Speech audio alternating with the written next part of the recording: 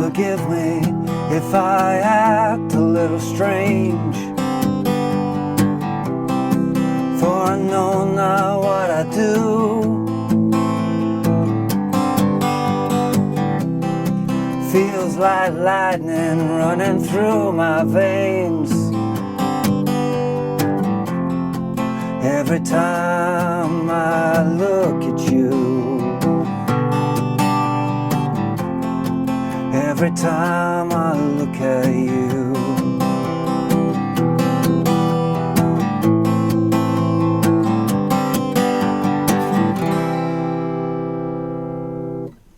Hey, how you doing? Justin here. Today we are checking out Please Forgive Me by David Gray. Fantastic song, great one for beginners as well. Fairly simple, but there are a few little tricks you can put in to spice it up a little bit as well. So let's look at a really straight ahead version first. Real simple, 4 down strums to the bar kind of a thing.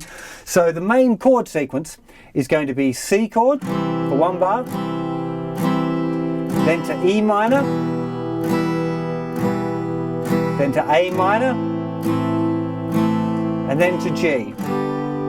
Okay, that's the main chord sequence. Happens in most of the way through the verse, and then there's just a little tag at the end. A minor, and then to G. Let's have a look through the start of the verse. So, C.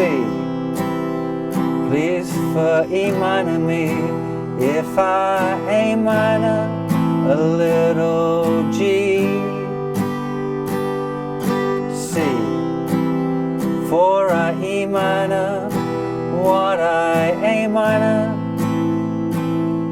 to G, and again C, feels like E minor, running A minor, my G. Now we go to an F chord. Every time I see at you. Then to G, back to F, 2 bars. Every time I look at them, we've got the intro sequence again, which was C, E minor, A minor, to G. Okay, so that's the chord sequences for the whole tune, okay? Mostly the C, E minor, A minor, G thing, but then we've got the little section where it goes to F, for 2 bars, then C to G, F for 2 bars, and then we're back into the main kind of sequence again. So once you've got that chord sequence comfortably under your fingers, it's time to start looking at the rhythm in a little bit more detail. So the main kind of pattern of accents that we're going for here is the and after 1 and the and after 2. So if I just play those to start off with, just on a C chord, be 1 and 2 and 3, 4, 1 and 2 and 3, 4, down, up, up, down, up, up. No, count again. 1 and 2 and 3, 4. 1 and 2 and 3, 4. So I'd recommend you start by playing that strumming pattern through, even through the whole tune a couple of times, at least the chord sequence.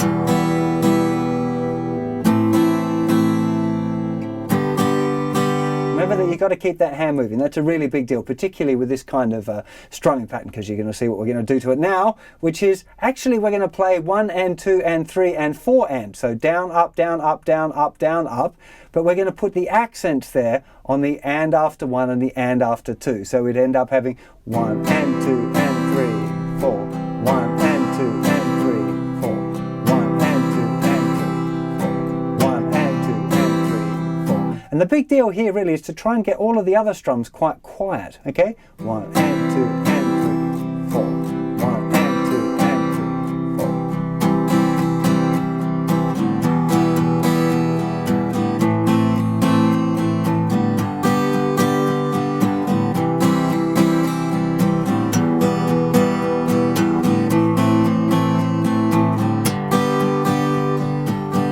Now, it might take you a little bit of practice, but it's a really great thing to learn, is how to bring out those accents and be able to control your pick volume. There's a really cool trick that we can add in here, which really brings out the kind of the riff of the song. And we do that once we've got the strumming pattern right.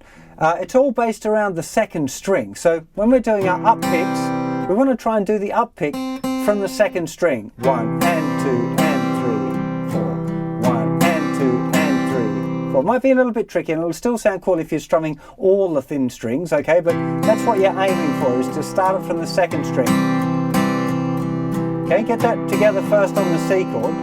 Now when we go to the E minor chord, what we're going to do is we're going to move fingers 2 and 3 over to play the E minor chord, but we're going to leave first finger down where it was there in the first fret of the second string.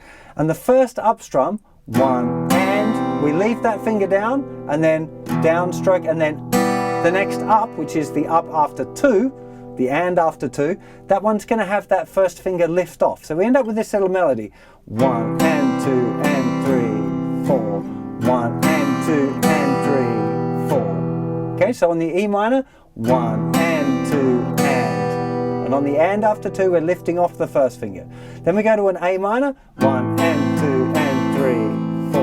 And now when we go to the G, we want to leave first finger down again. We're going to use the third finger to play the thickest string, 3rd fret, and little finger to play the thinnest string, 3rd fret. 5th string will be muted probably by your 3rd finger anyway, you shouldn't have to try to do it. So you'll have 3rd fret, nothing, open, open, 1st fret, and then little finger down on the 3rd fret, okay? And this is actually a G sus chord, the most holy of all chords. And again, the first finger is going to be on for the 1 and 2 and on the and after 2 the first finger comes off, okay? Let's listen to that whole little sequence. So 1 and 2 and 3, 4, 1 and 2 and 3, 4, 1 and 2 and 3, 4, 1 and 2 and 3, 4.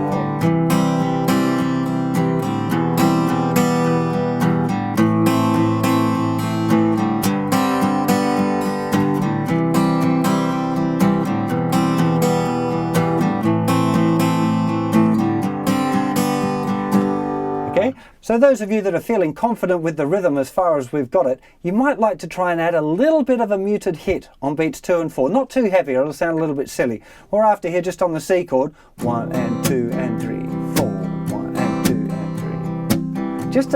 Just a little bit of a muted hit there, just kind of on the thick strings there. If you try and let your hand make a connection with the thicker strings, so the pick gives it a little bit of a percussive kind of hit to it.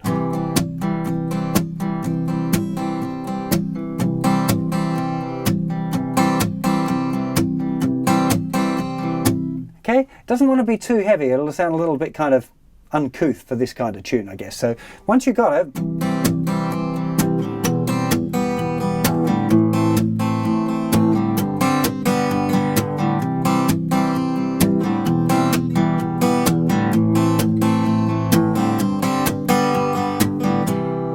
don't have to do that one, that's just a little bit of an extra bonus, definitely not on the record. But if you're playing by yourself, learning to get that kind of backbeat, the backbeat being beats 2 and 4, having an accent there, is a really nice little thing to add in there. So hope you have a lot of fun playing this tune, and I'll see you for plenty more lessons very soon. You take care of yourselves, bye bye.